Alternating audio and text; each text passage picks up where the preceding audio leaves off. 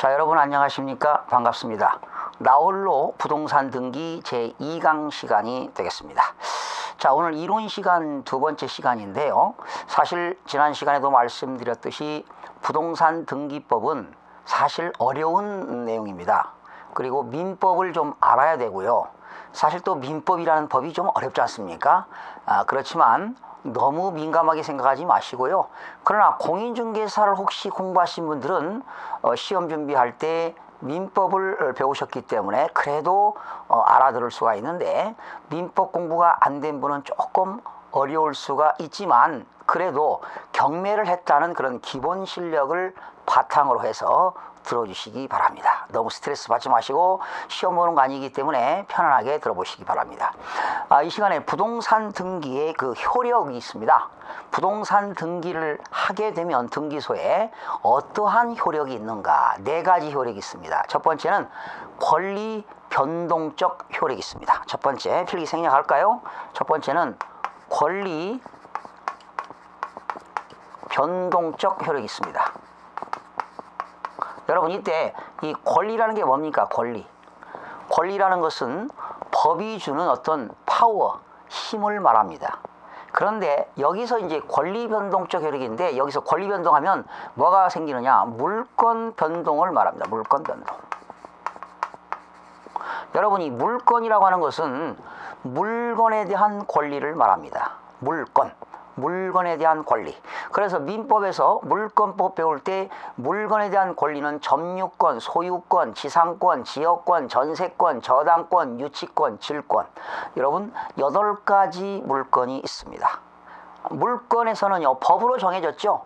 법에서 정해진 것만을 물건으로 본다. 이것이 바로 물권 법정주의인데 8가지가 있습니다. 점유권, 소유권, 지상권, 지역권, 전세권, 저당권, 유치권, 질권, 뭐 이런 것들이 있는데요. 자, 그러면 이러한 물건이 변동되었다. 물건의 권리가 변동된 것은 뭐를 얘기하는 거냐? 물건에 대한 권리가 변동된 것은 그 물건에 대한 권리가 발생되고 변경되고 소멸되는 걸 말합니다. 발생, 변소. 자, 발생이라고 하는 것은 그냥 취득이라고 생각하시면 됩니다. 취득. 이제 취득이라는 것은 뭐 승계 취득도 있고 원시 취득도 있고 뭐 취득으로 간주하는 것도 있죠. 여러 가지가 있는데, 그러한 권리가 변동되었다는 것, 발생되었다는 것은 취득이라고 생각하시면 되고요. 또 변경, 권리가 바뀌었다. 변경, 권리가 소멸되었다. 뭐 이런 것들을 발생, 변경, 소멸을 우리는 뭐라고 하느냐? 넓은 의미로 득실 변경 이런 말도 씁니다. 득실 변경. 그래서 거기 보세요.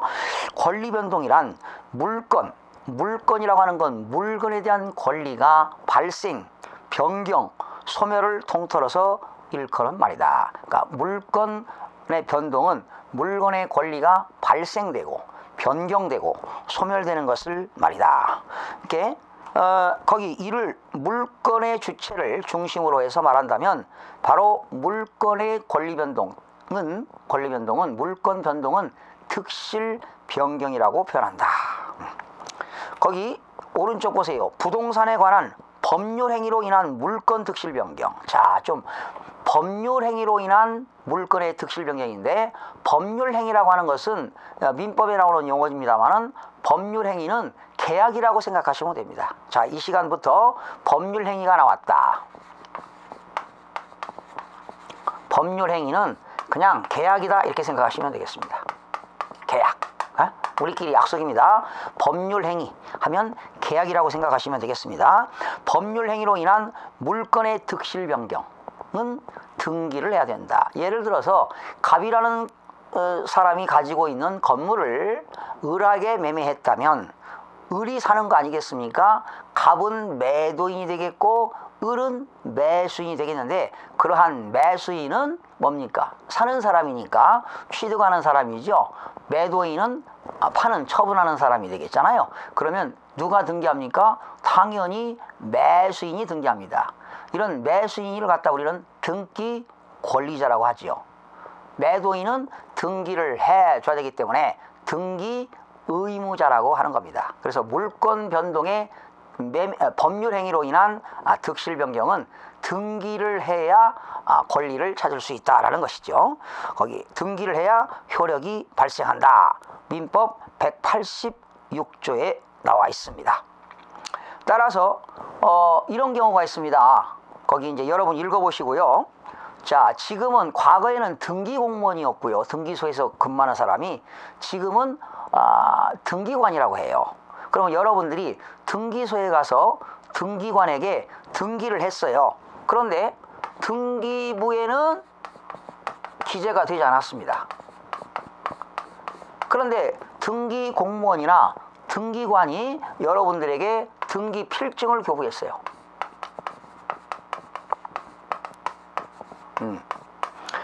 등기부에는 기재하지 않았는데 등기 공무원이 등기관이 여러분들에게 등기 권리증을 줬다는 거죠.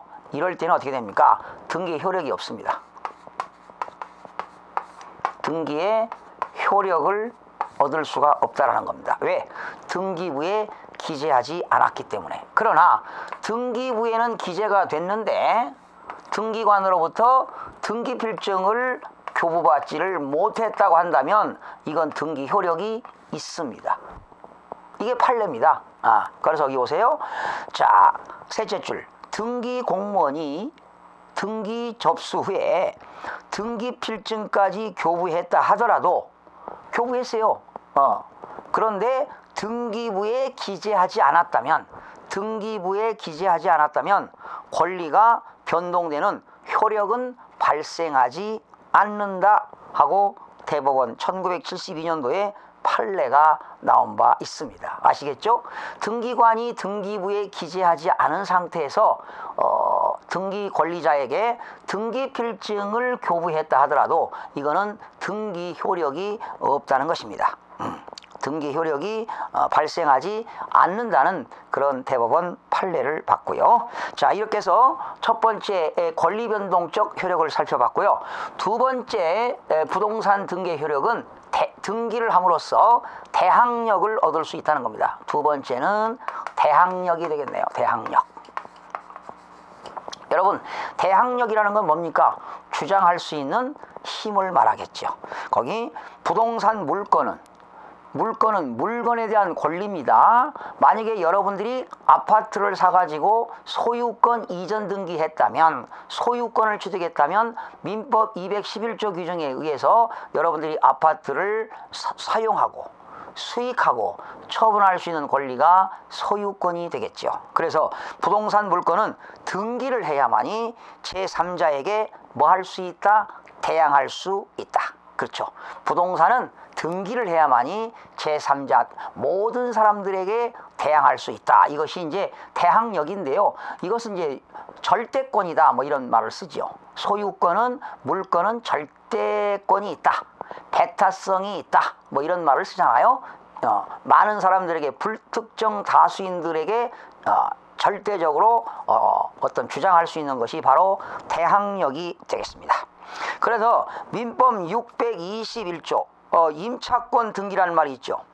그렇죠? 임대차, 부동산 임대차를 등기하는 거 있는데 임대차 등기.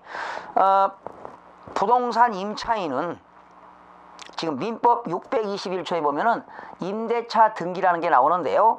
부동산 임차인은 빌려주는 사람은 임대인이고 빌려 쓰는 사람은 임차인인데 임차인은 당사자 간 반대 약정이 없으면 임대인은 임대인에 대하여 임대차 등기 절차에 협력할 것을 청구할 수 있다. 그러니까 임대차 계약을 할 때 임차인이 임대인에게 이거 등기 좀 해주세요. 전세금 지급한 거 전세권 설정 등기 좀 해주세요 하게 되면은 임대인의 뭐가 있어야 돼요? 협력을 청구할 수 있다. 누가? 임대차 등기 절차에 협력할 것을 임대인 내가 임차인이 등기할 수 있도록 협력할 것을 임차인이 임대인에게 뭐 할 수 있다? 청구할 수 있다.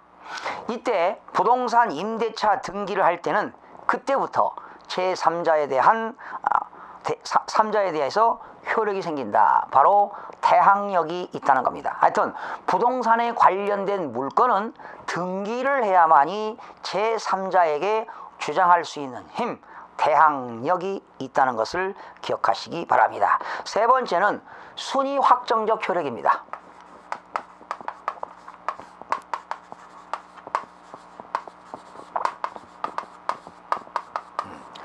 등기는 효력은 순위 확정적 효력이 있다라는 거지요. 그러니까 등기부의 등기한 순서에 따라서 정해진다 이런 얘기입니다. 순위, 등기한 순위에 따라서 권리가 확정적인 효력이 있다. 같은 부동산에 관해 등기한 권리의 순위, 등기한 권리의 순위는 법률에 따른 규정이 없으면 등기한 순서에 따른다. 그죠? 등기한 순서.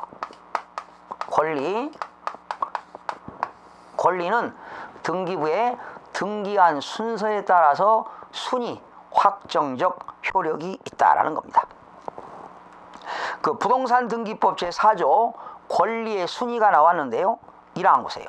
같은 부동산에 관하여 등기한 권리의 순위는 법률에 다른 규정이 없으면 등기한 순서에 따른다. 그래서 여러분 나중에 이제 등기부를 보고 공부하겠는데 등기 순위가 나오지요. 등기 순위, 순위 번호가 나와요.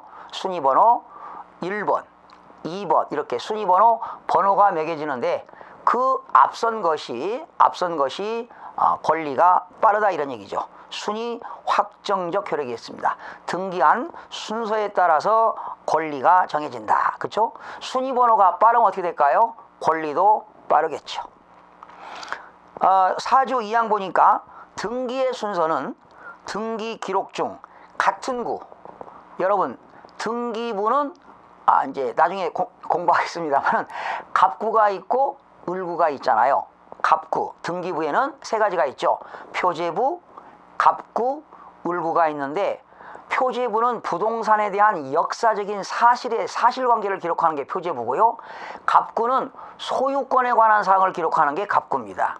을구는 소유권 이외의 권리를 기록하는 것이 을구가 되겠는데 거기 이런 게 있죠. 같은 구, 동구입니다. 같은 구, 갑구, 을구, 같은 구에서는 순위 번호에 따른다 이런 얘기죠.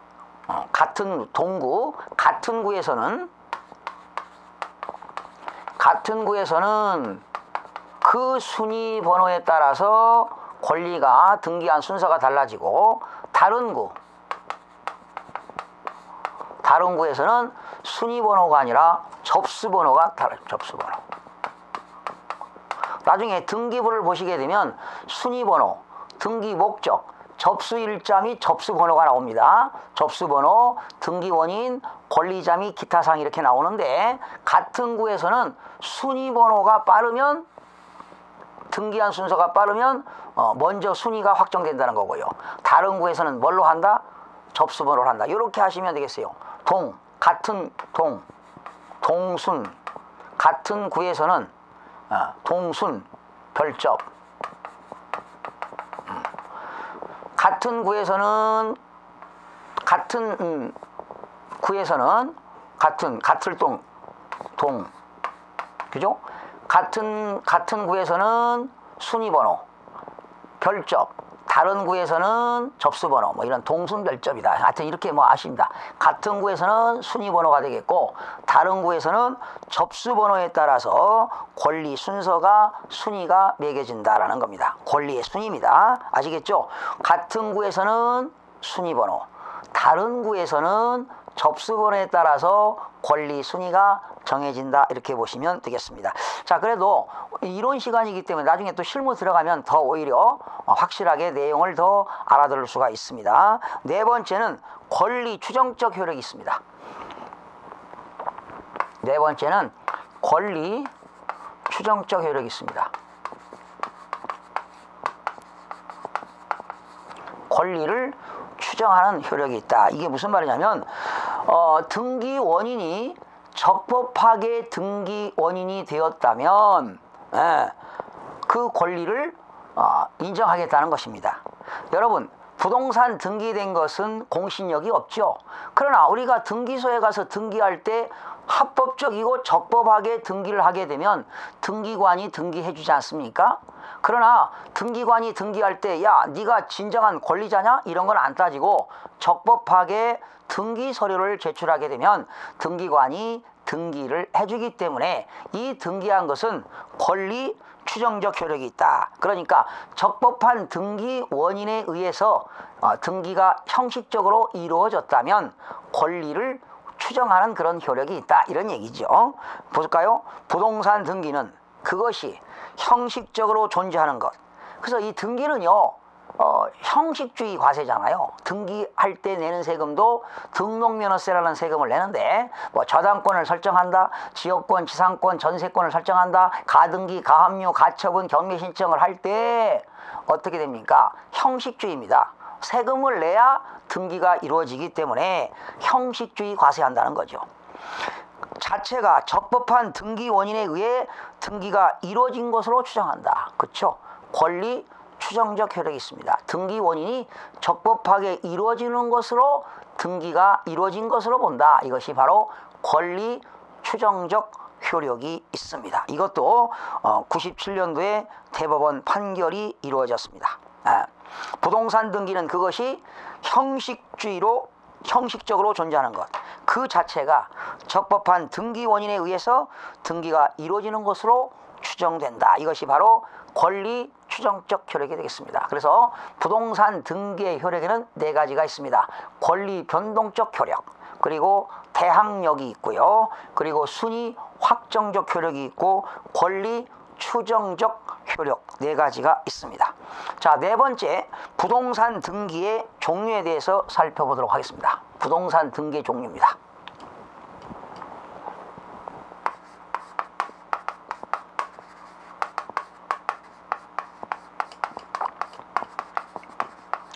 부동산 등기의 종류에는 가등기와 본등기가 있습니다.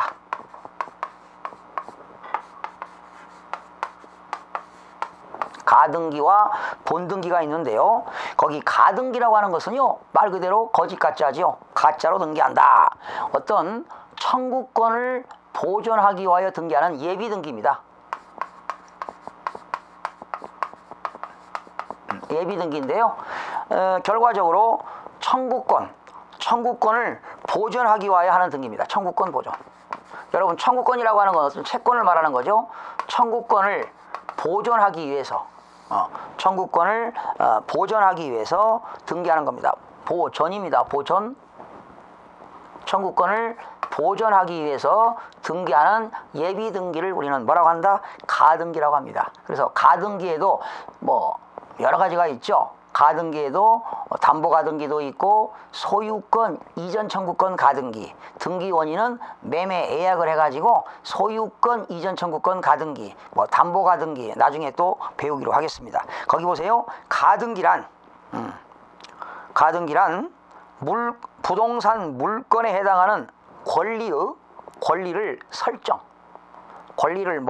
설정하거나 권리가 이전되거나 권리가 변경되거나 권리가 소멸의 청구권을 보존하기 위하여 예비로 하는 등기를 가등기라고 한다. 이렇게 나와 있습니다.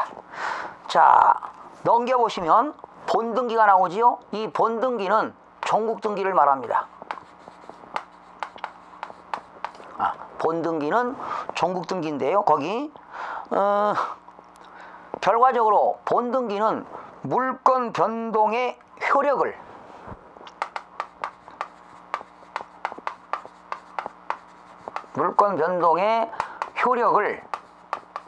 발생시키는 등기입니다.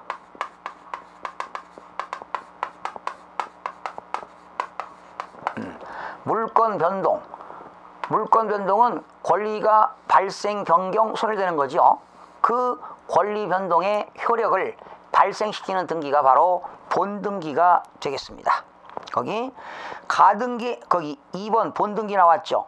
가등기에 대응되는 개념으로서 가등기에 의하여 순위가 보존되는 종국등기를 말합니다. 종국등기는 등기의 본래의 효력, 그죠? 그 종국등기는 등기의 본래의 효력입니다. 즉 물건 변동의 효력을 발생시키는 등기를 말한다. 물권 변동은 발생, 변경, 소멸이 되겠죠. 그 물권 변동의 효력을 발생시키는 등기가 바로 본등기가 되겠습니다. 즉 종국등기, 최종적인 등기, 종국등기를 말하겠죠. 그러면 여러분 그 제일로 박스가 나왔는데 부동산 등기법 제3조에서는 등기할 수 있는 권리가 뭐가 있나요? 자, 등기하는 것은 권리를 최초로 등기하는 걸 보존이라고 합니다.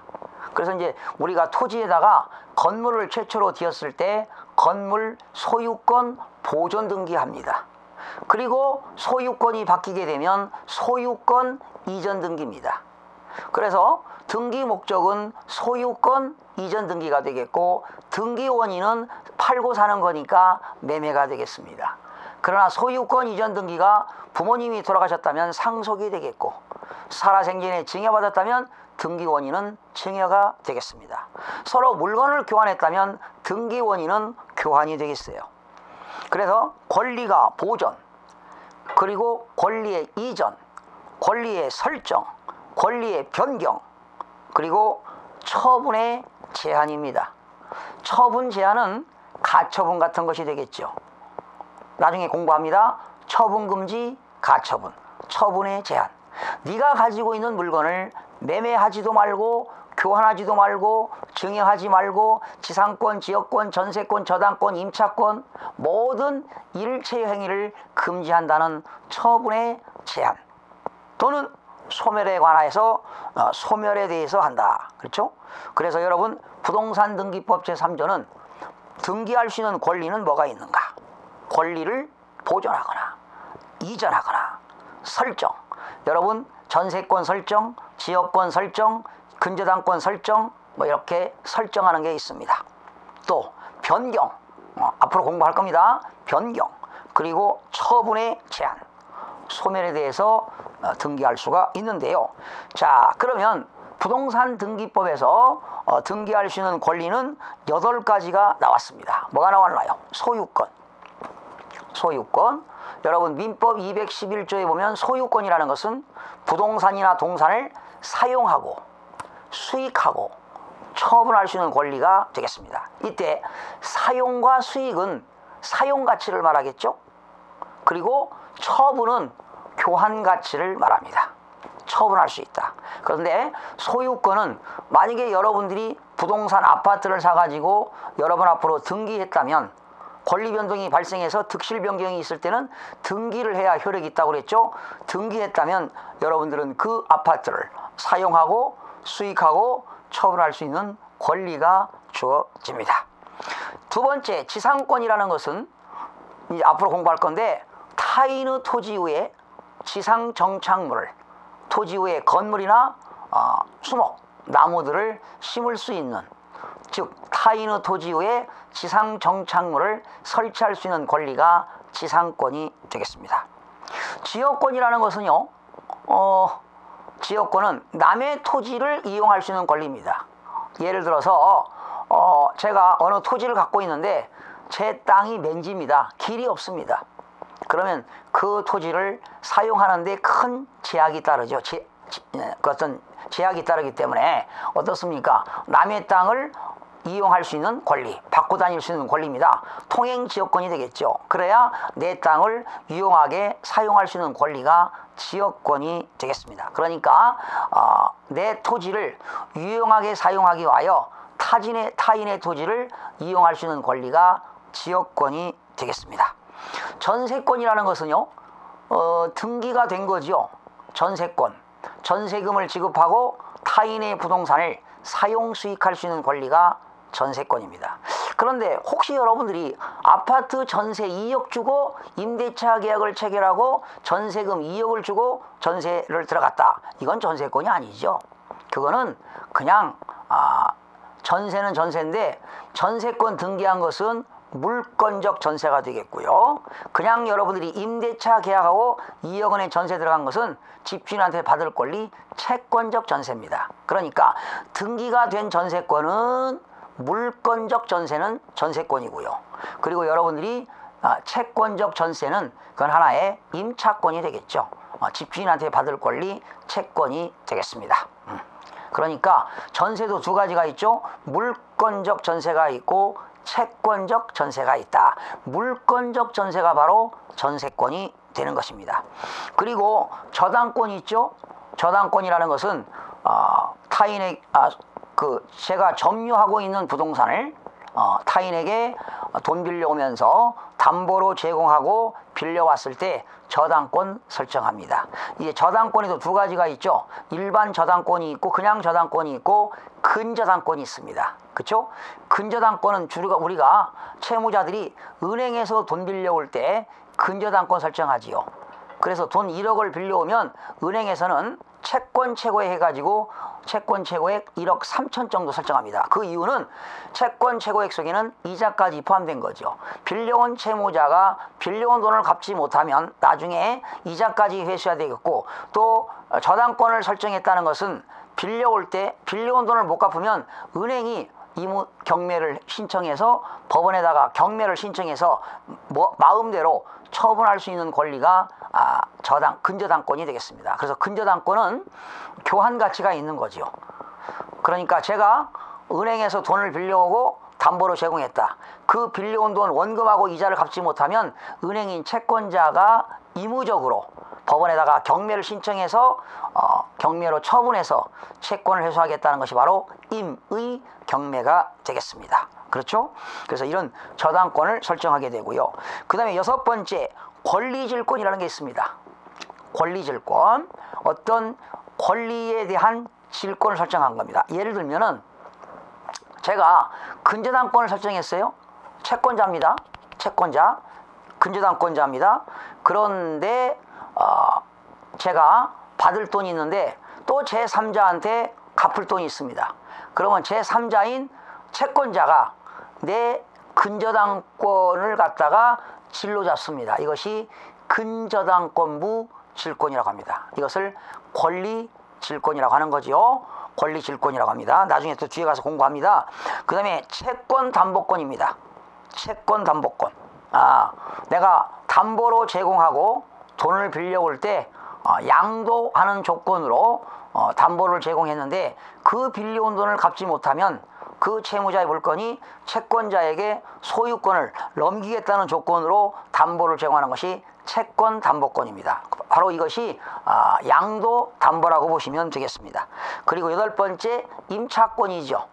임차권, 임대차 계약을 체결하고 임차인은 임대인에게 매월 차임을 집세를 차임이라고 하죠. 차임을 지급하는 조건으로 임대차 계약을 하고 등기부에 등기한 것이 임차권이 되겠습니다. 그래서 등기할 수 있는 권리는 8가지가 나옵니다. 소유권, 지상권, 지역권, 전세권, 저당권, 권리질권, 채권, 담보권, 임차권, 이런 것들이 등기를 할 내용들이 되겠습니다. 거기 88조 가등기 대상 나왔죠. 가등기는 제3조 각 호에 어느 해당하는 권리를 설정, 이전, 변경, 소멸의 청구권을 보존하려 할 때 가등기를 하게 되는 겁니다. 그러니까 가등기는요, 이 지금 등기에 대한 내용에 대해서 다 결과적으로 가등기를 할 수 있다고 보는 겁니다. 8가지에 대해서 모든 권리를 설정하고 이전하고 변경, 소멸의 청구권을 보존하기 위해서 가등기를 할 수 있다는 것을 알아두시면 되겠습니다. 자, 다음 시간 계속 이어서 본등기 중 소유권에 관한 등기 사례별로 살펴보는 시간을 갖도록 하겠습니다. 다음 시간에 뵙겠습니다.